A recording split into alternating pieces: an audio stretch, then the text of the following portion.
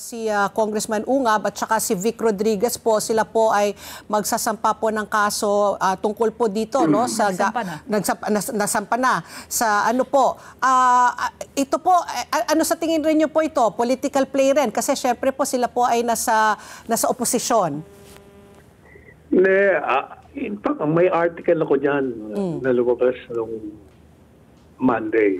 Ang title ng aking article sa Columbus Manila Times, Who filled in the blanks? Kasi talaga namang may blanks. Iyan pinatunayan na ng marami. Pinatunayan ng ilang miyembro ng bicameral committee, pinatunayan na rin ng congressman.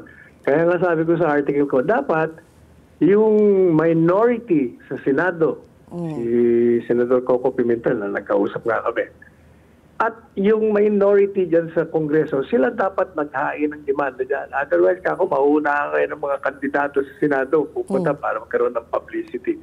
But anyway, regardless of who is filing it, kailangan talagang i-declare mo unconstitutional yan. Kasi maliwanag naman ng saligang batas kung paano ka magpapasa ng batas. Ang Kongreso kasi is a deliberative body. Ibig sabihin, bubusisiin mo yan, didibatihan mo yan, magkokontrahan kayo dyan, mag-introduce kayo ng mga amendments.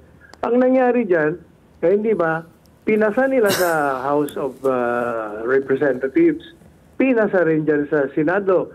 Pero, hindi magkatugma. O ang ginawa nila, itong lumika sila ng, itong BICAM. Incongruous ng bicameral committee, which is to my mind unconstitutional. Kasi it supplants the power of Congress to pass the final version of the bill.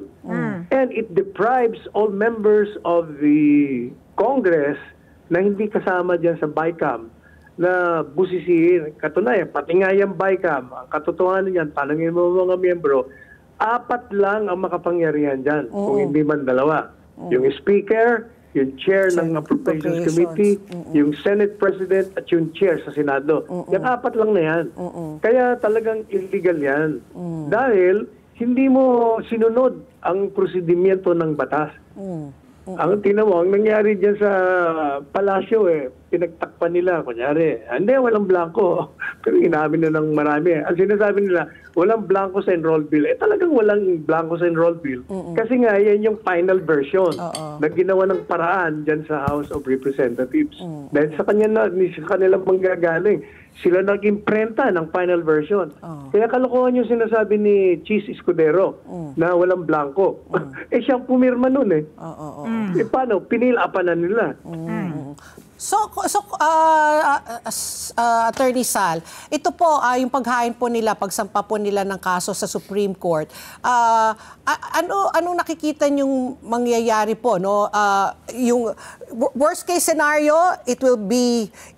Supreme Court will come out with a ruling na sasabihin nila na invalid nga po. So ano po ang mangyayari po sa ating budget? It's going to be yung budget nung last year. Budget nung nakaraan.